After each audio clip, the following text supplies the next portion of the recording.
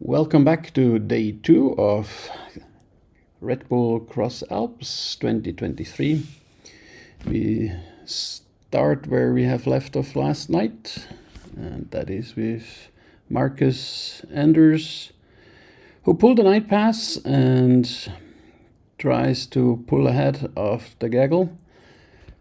Let's see if that's going to be successful. He has a long night ahead of him. Marcus will end up with just 1.5–2 hours of sleep. If that gamble is going to pay off for him, we'll find out at turn point 3, Chiemgau Achental at the signboard. It's too sweet. I slept for maybe 1 hour, but probably just 20 minutes. Good luck.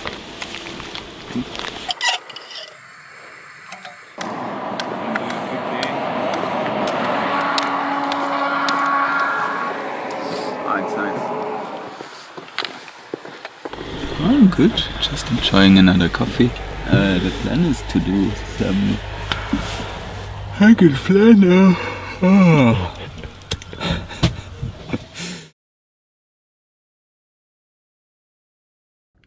Unfortunately, the 3D tracking software didn't receive proper data for about 2 hours in the morning and 2 hours in the afternoon. So I solved the problem by using the 2D tracking whenever the 3D tracking wasn't possible. And I kept the 2D tracking during the whole day, so that's probably the best way to orient yourself on the timeline. I also didn't have too much time for the voiceover today. That's why I used mostly 64x speed, which seems to be a bit fast. So tomorrow for day 3, I'm gonna use 32x speed. In the meantime, Marcus Anders has almost reached the top for his departure. It's 6 o'clock and it's time to check in with the other athletes. First we start with Maxime Pinot, who is leading the pack up to the hill.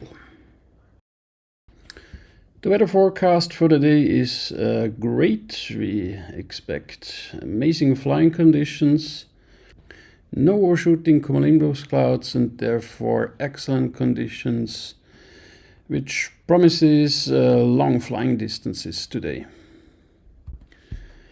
The next turning points for today are turning point 3, Chiemgau Achental, that's a signboard.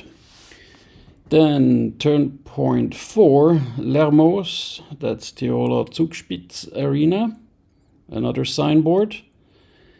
And if they are really fast, there's turn point 5, Pitzwien, with a 3-kilometer radius cylinder to pass through. I mean, launch this morning above Loafer was just ping, ping, ping, ping. There's 11 gliders that went off in the span of a few minutes. And it was, pretty steep launch. It required some skill, and they're really working together. I saw Maxime launch well before the rest of the group and just hang out. Just, he's showing a lot of poise, a lot of discipline. He was just hanging out thinking, hey, there's a long race here. I might as well work with all these folks. He looks like he's enjoying himself this race. He does seem a lot more relaxed, a lot more confident. And in previous Red Bull X-Alps, often he's just looked super determined and very, very, and sometimes a little stressed. But yeah, he seems to be really have found his groove. I would agree. And how about Aaron Duragatti?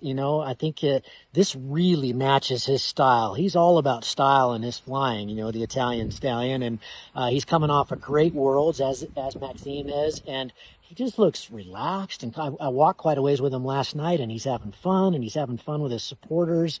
And he's really in the right groove. His supporters are not pilots.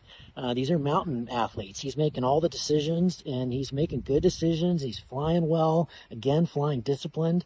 But he kind of joked with me last night that yesterday was, we were kind of being wimpy. And I said, what do you mean?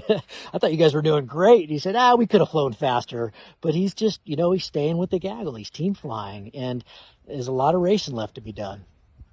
Yeah, I camped with him last night, and he didn't look quite so organised this morning. He had a whole ton of kind of bags open. He was trying to grab bits of clothing, bits of gear, and he's you have to leave me alone now. I need to sort my stuff out. But Right. such a strong athlete, and as you say, it's a really important point you make that a lot of the teams, they will have a dedicated person doing the strategy, the navigation, and in the past for Aaron, that was Eli Egger, and this edition, he's kind of doing it all himself, just kind of on a wing and a prayer, and by feeling.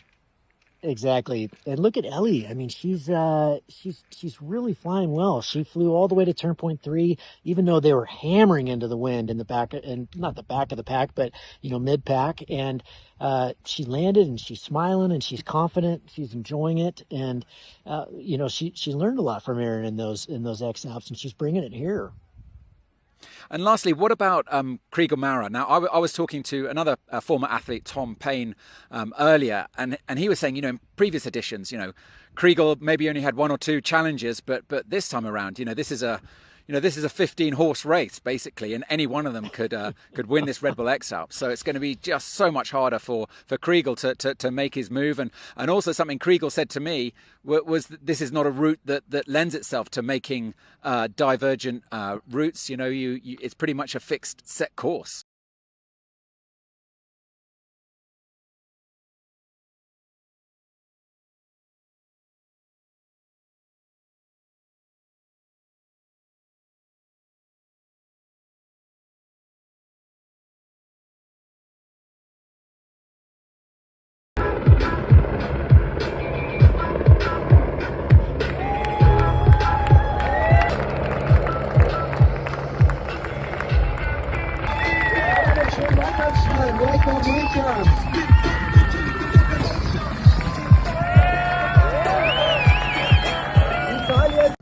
Unfortunately, I couldn't get any 3D tracking data of the athletes flying into turn point 3, so we just have to live with what I've got. Now we are exactly 24 hours after the race has started. We've had no accidents so far, and the athletes are still going strong. Since I couldn't get any 3D tracking data of the leading group, I decided to show you just the 2D tracking where you can follow the leaders while taking a closer look at other athletes that are between position 15 to 25. Let's start with Tim Alongi. He's number 4 in the French team. He's the guy that made the crazy somersault takeoff on the prologue.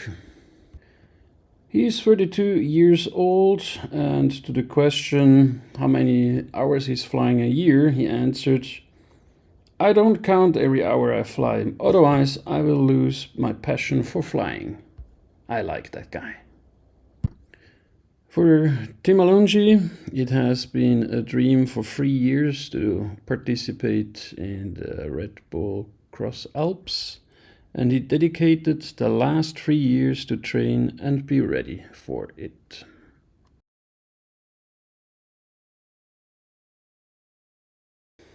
And we're back with 3D tracking. It's gonna be shaky for most of the rest of the day, but at least to get some usable data. It's past 3 a.m. now. I'm tired, and therefore I shut up now for the next 2 minutes. On request of many viewers, I have not put any music to this clip. If you have any other feedback for me, let me know in the comments. I'll try to accommodate.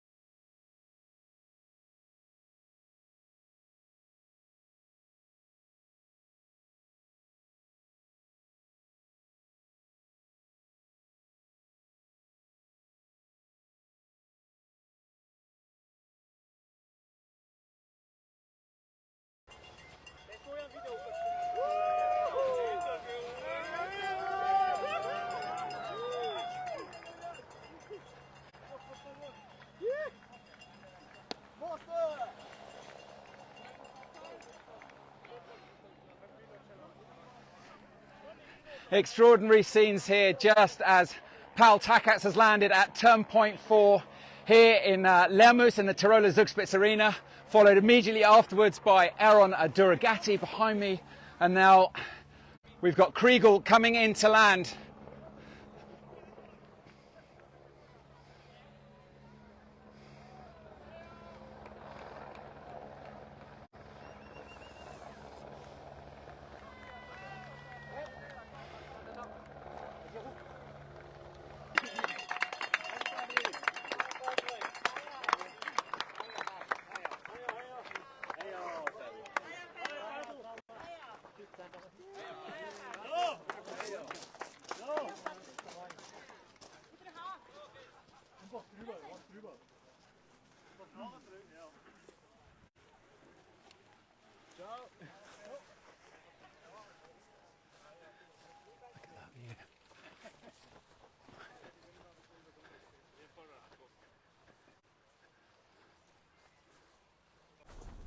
Powell, he had an amazing race. He was first in here to Lermoos. He's on fire as well. So many athletes are just on fire. And you know, the race has only just got started. So still everything to play for.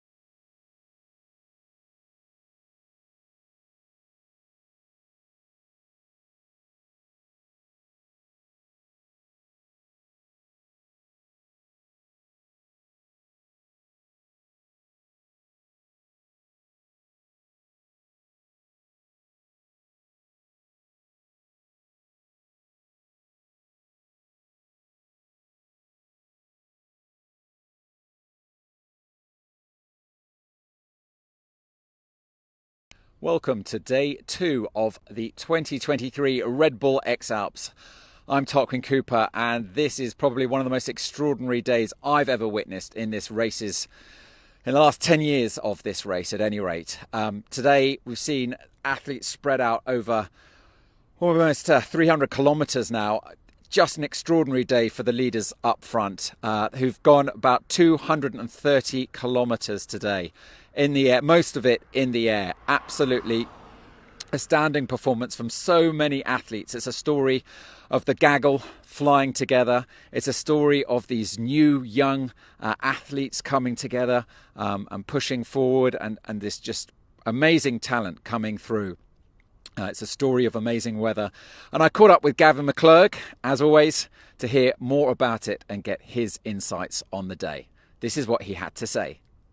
This was just amazing. You know, I'm thinking back to some of the days where I wasn't out in the lead, which was a lot of them, and sitting here at turn point 3 and watching the folks that were later struggle against the headwinds. And then now I've watched the last 3 get out and really struggle to get going. It's just soul crushing. It reminds me of those tough days which you have in the X-Alps. And on the flip side, I was out with the lead Gaggle this morning, and we made a quick fast run to turn point 3. The flying was amazing, and they have just crushed distance all the way to Laramouche. And you could say quite happily that they're having one. So yeah, the race is on.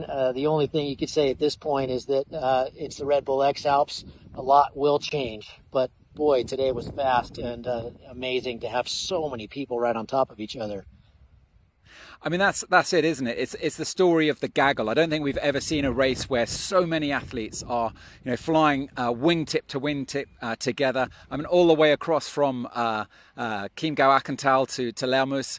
There are about 15 athletes just flying all together. That must be an amazing feeling for them. It really is, and it's just there's so much cushion in that. Gaggle flying is team flying, and you're really working together. And when you have pilots at this caliber and this high level, they can work together, and there's just no way for the people behind to catch them. They're finding the cores faster. They're all spreading out on glide and looking for the better liftier lines. And that we always say that there's no friend. We always say you're all friends until final glide, and so they are really working together. I mean, there's still 900 kilometers to go, but this is really special for them to be able to fly together, work together.